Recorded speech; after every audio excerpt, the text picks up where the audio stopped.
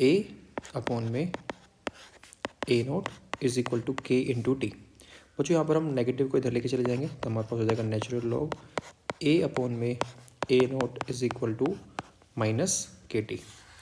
अब बच्चों देखो क्या होता है, इस एल एन को इस साइड ले जाएंगे तो हो जाएगा ए अपॉन में ए नोट। एल एन को जब हम राइट हैंड साइड में लेके जाएंगे तो पूरी वैल्यू हमारे पास क्या करेगी, ई की पावर में चली जाएगी।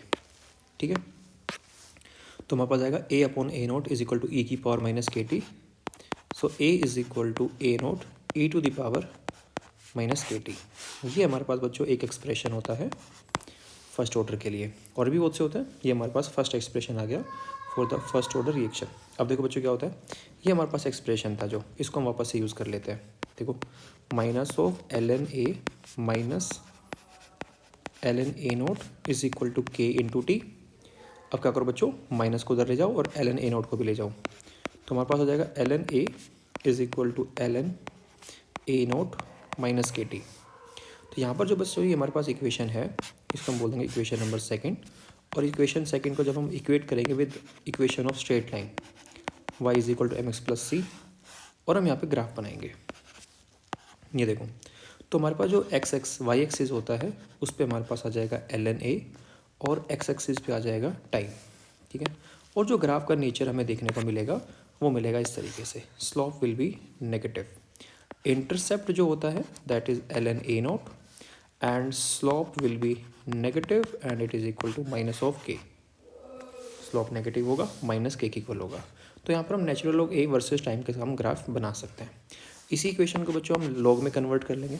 इसको जब लॉग में कन्वर्ट करेंगे तो हमें मल्टीप्लाई करना पड़ेगा इसको 2.303। आएगा 2.303 log of A is equal to 2.303 log of A not minus के टी। अब 2.303 से डिवाइड कर देंगे तो हमारे पास एक्सप्रेशन बनेगा log of A is equal to log of A not minus के टी अपॉन में 2.303। अब हम क्या करेंगे बच्चों, जो हमारे पास इक्वेशन नंबर ये जो 4 है, इस फोर्थ इक्वेशन को हम क्या करेंगे, इक्वेशन ऑफ स्ट्रेट लाइन से कंपेयर करेंगे y is equal to M X plus C के साथ में, और इसका भी हम ग्राफ बना देंगे।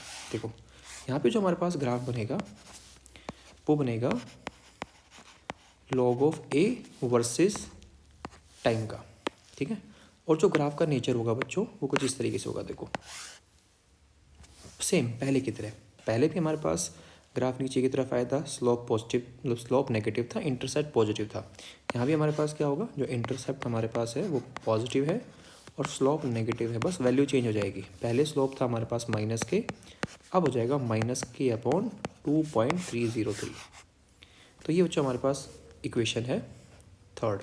ये तीनों इक्वेशन जो हमने पढ़ी है अभी 1 2 3, ये तीनों इक्वेशन बच्चों हमारे पास फर्स्ट ऑर्डर के लिए होती है। एक बार फिर से लिख लेते हैं। पहला इक्वेशन हमारे पास आया था A is equal to A naught e to the power minus के टी। सेकेंड इक्वेशन आता है L N A is equal to L N A naught minus के टी। थर्ड इक्वेशन आ जाता है लॉग की फॉर्म में, log of A is equal to log of A naught minus के टी। ठीक है बच्चों, तीन इक्वेशन है, तीनों हमारे पास होती है फॉर द फर्स्ट ऑर्डर। अब क्या करते हैं बच्चों, ये जो इक्वेशन हमारे पास है थर्ड, इसको थोड़ा सा हम चेंज कर लेते हैं। इसको हम इधर लेके आएंगे तो हो जाएगा लॉग ऑफ ए अपॉन में ए नॉट, मैंने डायरेक्ट कर दिया। हमने इसको इधर लेकर आए, आइडेंटिटी लगा ली, log of A minus log of B, तो लॉग ए अपॉन बी करके। ठीक है, तो यहाँ पर हमारे पास हो जाएगा माइनस ऑफ के टी। अब बच्चों इस माइनस टर्म को अगर प्लस करना है तो हम लॉग वाली टर्म को इंटरचेंज कर देंगे, रेसिप्रोकल कर दो तो आ जाएगा A note by A is equal to minus के टी, और बच्चों साथ में यहाँ पे 2.303 जो रह गया था इसको आप लगा लेना। ठीक है, तो ये जो बच्चों हमारे पास एक्सप्रेशन निकल के आया, ये हम यूज़ करते हैं बेसिकली कैलकुलेशन के लिए, ओनली फॉर कैलकुलेशन। जब फर्स्ट ऑर्डर रिएक्शन के सवाल सोल्व करेंगे तो हम इस वाली इक्वेशन को यूज़ करते हैं।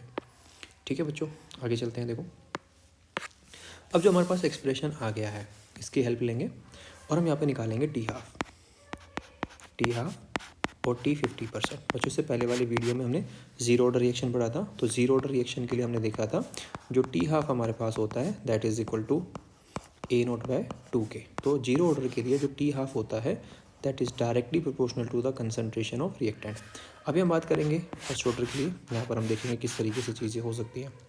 ठीक है, चलो बच्चों हमने पढ़ा हुआ है when T is equal to T half, T is equal to T half, हमारे पास जो कंसनट्रेशन ऑफ ए होगा that will be equal to A note by 2, ये हमारे पास कंडीशन आ जाती है।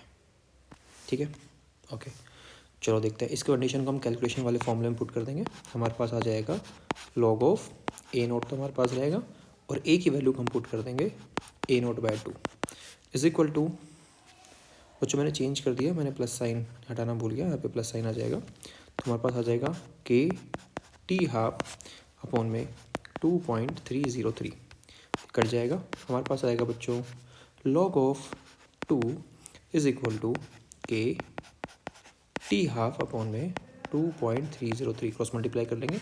लॉग 2 की वैल्यू बच्चों में पता होनी चाहिए 0.3010, ये हम वैल्यू पुट कर देंगे यहाँ पे, तो आएगा हमारे पास 2.303 इंटू 0.3010 डिवाइड में के इज इक्वल टू बच्चों टी हाफ,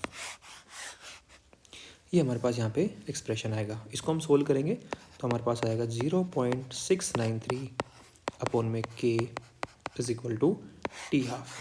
तो जो फर्स्ट ऑर्डर रिएक्शन हमारे पास होता है बच्चों, T half is independent to the concentration of reactant, is independent to the concentration of reactant. तो बच्चों रिएक्टेंट की कंसंट्रेशन पे ये डिपेंड नहीं करता। ठीक है, तो हम इसका एक ग्राफ भी बना सकते हैं इस तरीके से, देखो तो बच्चों अगर हमारे पास टी हाफ है, ठीक है, वर्सेस कंसंट्रेशन हम बनाते हैं ऑफ रिएक्टेंट, तो हमें क्या देखने को मिलेगा, जो रिएक्टेंट की जो कंसंट्रेशन है उसके ऊपर हमारा टी हाफ डिपेंड नहीं करता।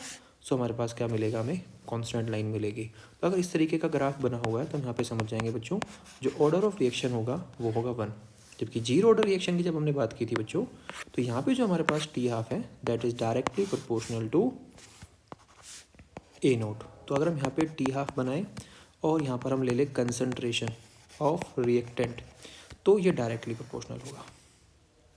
ठीक है बच्चों, डायरेक्टली प्रोपोर्शनल हमारे पास हो जाएगा, तो हम यहाँ पे समझ जाएंगे भैया जो ऑर्डर है वो हमारे पास क्या है, जीरो ऑर्डर रिएक्शन है। ठीक है, तो इस तरीके से निकाल सकते हैं। तो टी हाफ का जो एक्सप्रेशन आया for the first order reaction वो हमारे पास आता है 0.693/K।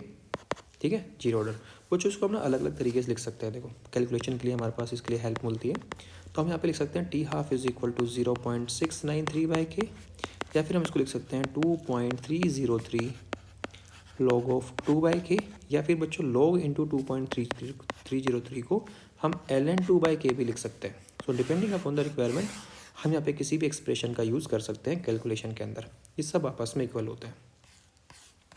अब बच्चों हम निकालते हैं यहाँ पे बच्चों T3/4 और T75%। T75 निकालते हैं जीरो ऑर्डर फर्स्ट ऑर्डर के लिए। ठीक है, तो बच्चों हमें पता है T75 का मतलब होता है when 75% of the reaction is completed, 75% of the reaction is completed. तो when T is equal to T3/4, हमारे पास 75% रिएक्शन कंप्लीट हो चुकी है, so remaining will be 25%। That means A is equal to A0/4, 25% है 1/4।